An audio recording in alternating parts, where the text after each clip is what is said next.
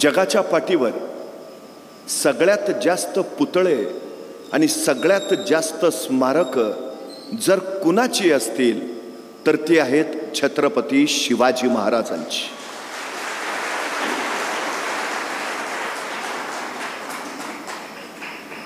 एखादा महापुरुष गेल्यानंतर त्यांच्या कार्याची स्मारकं होणं स्वाभाविक आहे, पण एखाद्या महापुरुषाच्या जिवंतपणीच त्यांच्या कार्याची स्मारकं उभारत असतील तर ती त्या महापुरुषाच्या मोठेपणाची सगळ्यात मोठी साक्ष आहे. दक्षिण दिग्विजयाच्या निमित्तानं महाराज आंध्र प्रदेशला गेले. आंध्रात त्या मुक्कामात महाराजांनी श्री शैल मल्लिकार्जुनचं दर्शन घेतलं. महाराज मंदिरातून दर्शन घेऊन बाहेर आले.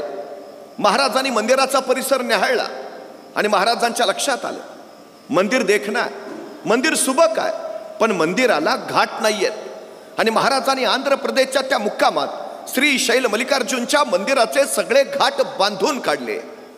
आतापर्यंत अनेक राजे महाराजे आले गेले असतील, अनेकांनी ते मंदिर पाहिलं असेल, त्या मंदिराला घाट नाही ते अनेकांच्या ध्यानी आलं असेल, पण ते घाट बांधावेत असं वाटलं कुणालाही नाही. ते वाटलं फक्त छत्रपती शिवाजी महाराजांना. अर्थात नसते घाट बांधले तरी काही फारशी अडचण नव्हती. आताच्या भाषेत त्यांना त्यावेळी म्हणता आलं असतं तो भाग कुठं माझ्या मतदारसंघात येतो, पण ही संकुचितता त्यांच्याकडे नव्हती. एक विलक्षण व्यापकता त्यांच्याकडे होती. एके दिवशी महाराजांनी मंदिरात दर्शन घेतलं आणि मंदिराच्या शिखराचं दर्शन घेण्यासाठी महाराज बाहेर आले. महाराजांनी मंदिराच्या शिखराकडे पाहिलं आणि महाराजांच्या लक्षात आलं मंदिरच्या शिखरावर प्रत्येक कोपऱ्यावर एक गोपूर आहे, पण उत्तरेच्या बाजूचं गोपूर बांधायचं राहिलंय. उत्तरेचं गोपूर अपूर्ण आहे आणि महाराजांना तत्काळ वाटलं हे अपूर्ण राहिलेलं गोपूर बांधायला हवं, बांधायलाच हवं. महाराजांनी आंध्र प्रदेशचे काही मजूर बोलावले. त्यांना सांगितलं हे अपूर्ण राहिलेलं गोपूर बांधून पूर्ण करा, किती खर्च येईल. मजुरांनी रक्कम सांगितली. महाराजांनी तत्काळ पैसे दिले, गोपूर बांधून पूर्ण करा.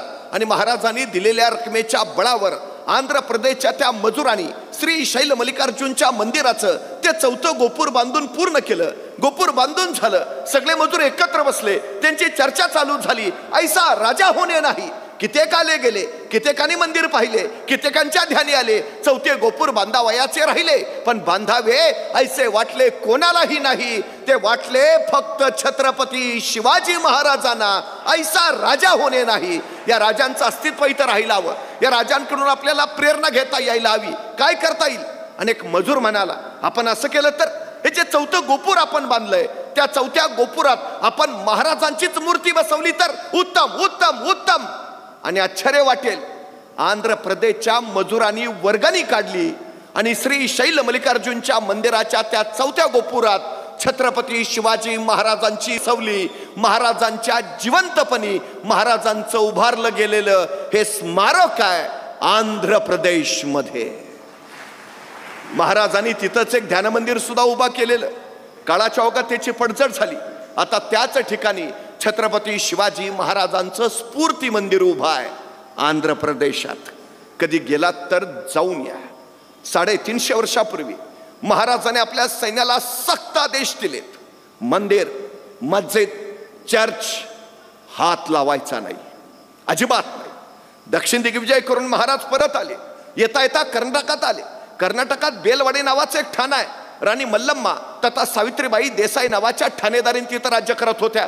नवरा आदिलशाहीचा सरदार मरण पावला. नवऱ्याच्या पश्चात ठाण्याचा कारभार या सावित्रीबाई पाहत होत्या. आमचा दादाजी नावाचा सरदार, त्याला असं वाटलं की सगळं जिंकत निघालोच आहे तर बेलवाडीचं ठाणंही जिंकावं. कुणी सावित्रीबाई म्हणून आहेत सहज पराभूत करता येतील. त्याने मोजकं सैन्य घेतलं. बेलवाडीच्या ठाण्यावर हल्ला चढवला, पण बाई मोठ्या चिवटाने जिद्दीच्या त्यांनी दादाजीचा सपशेल पराभव केला.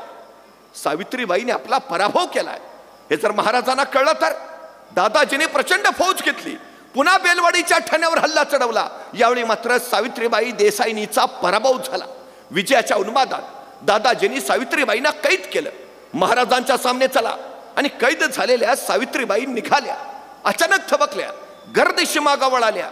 स्वतःचं तानं बाळ त्याने आपल्या सोबत घेतलं आणि म्हणाल्या आता चला.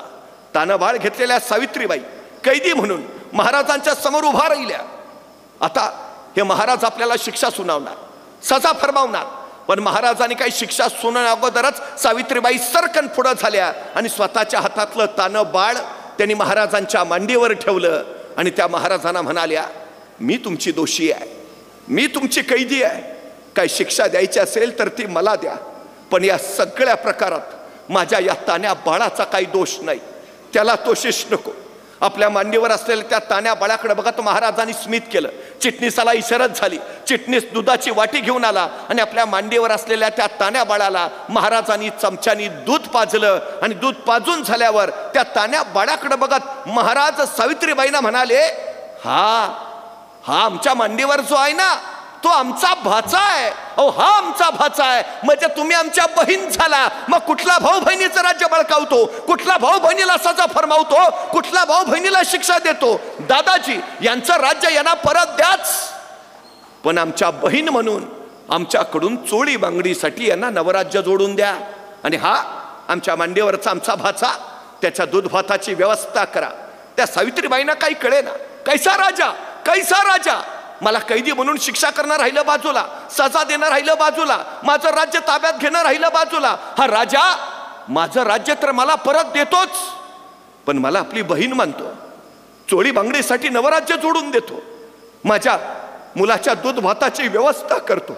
धन्य धन्य ऐसा राजा होणे नाही. आणि या राजांची ही कीर्ती चिरंतन राहावी म्हणून या सावित्रीबाई देसाईंनी या प्रसंगाची 3 दगडी शिल्प तयार केली. म्हणजे महाराज बसलेत, त्यांच्या मांडीवर ते तानं बाळ आहे, महाराज त्याला चमच्याने दूध पाजतायत आणि शेजारी सावित्रीबाई उभा आहेत, अशी ती दगडी शिल्प. कधी कर्नाटकात गेलात तर धारवाड नावाचा जिल्हा आहे, त्या धारवाड जिल्ह्यात यादवाड नावाचं गाव आहे. त्या यादवाड गावात एक मारुतीचं मंदिर आहे आणि त्या मारुतीच्या मंदिरात सावित्रीबाई देसाईंनी कोरलेलं छत्रपती शिवाजी महाराजांचं हे दगडी शिल्प आहे. महाराजांच्या जिवंतपणी महाराजांचं उभारलं गेलेलं हे पहिलं मंदिर आहे कर्नाटकमध्ये. गेली 350 वर्ष झाली. महाराजांच्या प्रत्येक प्रसंगातनं मला प्रेरणा मिळते, प्रत्येक जण आदर्श घेतो आहे. 350 वर्षापूर्वी महाराज सांगतायत, परस्त्री माते समान, बाई माणसाला धक्का लावायचा नाही, अजिबात नाही. जगातला पहिला सर्जिकल स्ट्राईक महाराजांनी पुण्याच्या लाल महालावर केला. शाहिस्ता खानाची बोटे छाटली आणि वाऱ्यासारखे आलेले महाराज तीरासारखे निघून गेले. काही वेळानंतर लाल महालातला गोंधळ संपला आणि शाहिस्ता खानाची एक बेगम धावत धावत शाहिस्ता खानाकडे आली. हुजूर क्या हुआ, हमारी बेटी गायब है, हमारी बेटी गायब है हुजूर. त्यावेळी शाहिस्ता खान तिला म्हणाला, शिवाजी राजांची माणसं आपल्या पोरीला हात लावणार नाहीतच, पण जर चुकून तसं काही घडलं असेल, बेफिक्र रहा, शिवाजीराजे पोटच्या लेकीसारखीच तिची काळजी घेतील.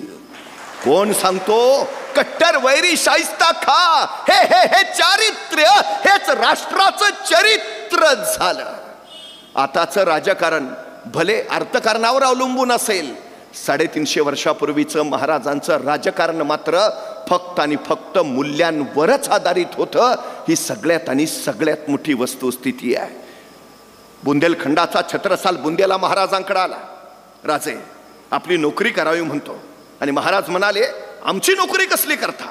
जे आम्ही इथं महाराष्ट्रात केलं ते तुम्ही बुंदेलखंडात जाऊन करा. छत्रसाल बुंदेला महाराजांकडनं प्रेरणा घेतो, बुंदेलखंडात जातो आणि बुंदेलखंड स्वतंत्र करतो. बंगालची फाळणी होते, बंगालवासी पेटून उठतात. बंगालमध्ये वंगभंग चळवळ चालू होते आणि त्या वंगभंग चळवळीला प्रेरणा मिळावी म्हणून रवींद्रनाथ टागोर एक कविता लिहितात, प्रेरणा गीत. कुणावर? छत्रपती शिवाजी महाराजांवर. जयोस्तो शिवराय. महाराज बंगालवासियांना प्रेरणा देतात. तामिळनाडूमध्ये जातीविरोधी चळवळ सुरू होते आणि त्या जातीविरोधी चळवळीला गती मिळावी म्हणून तमिळ लेखक CN अण्णादुराई तिथं एक नाटक उभा करतात. कुणावर? छत्रपती शिवाजी महाराजांवर. त्या नाटकाचं तमिळ नाव होतं शिवाजी काव्यम. या नाटकामध्ये छत्रपती शिवाजी महाराजांची भूमिका केली अभिनेते गणेश मूर्ती यांनी. या नाटकामध्ये छत्रपती शिवाजी महाराजांची भूमिका अभिनेते गणेश मूर्ती यांनी एवढी उत्तम केली की त्या नाटकानंतर अभिनेते गणेश मूर्ती यांना कायमचं शिवाजी गणेशन म्हटलं जाऊ लागलं. ज्यांनी शिवराय अनुभवले, ज्यांनी शिवराय अभ्यासले ते शिवमय झाले. स्वातंत्र्य चळवळीसाठी लोकमान्य टिळकांनी आदर्श मानलं ते छत्रपती शिवाजी महाराजांना. सामाजिक सुधारणेसाठी महात्मा ज्योतिराव फुले यांनी प्रेरणास्थान मानलं ते छत्रपती शिवाजी महाराजांना. क्षेत्र कुठलंही असो, प्रांत कुठलाही असो, छत्रपती शिवाजी महाराज पिढ्यान पिढ्या आम्हाला प्रेरणा देत आहेत. ही सगळ्यात आणि सगळ्यात मोठी वस्तुस्थिती आहे नव्हे, तीच आमची सर्वोत्तम ऊर्जा आहे. पण खरं तर हे सगळं महाराजांनी शून्यातनं उभा केलं. हाताशी काही नसताना, ना सैन्य ना तोफा ना काही, तरी महाराज राज्य उभा करतात. शून्यातून विश्व उभा करणारे राजे असं मी महाराजांचं वर्णन करतो. म्हणजे महाराज शून्यातनं राज्य उभा करतात. आमच्याकडं मात्र सगळं रेडीमेड तयार असून आमच्या हातनं काही होत नाही.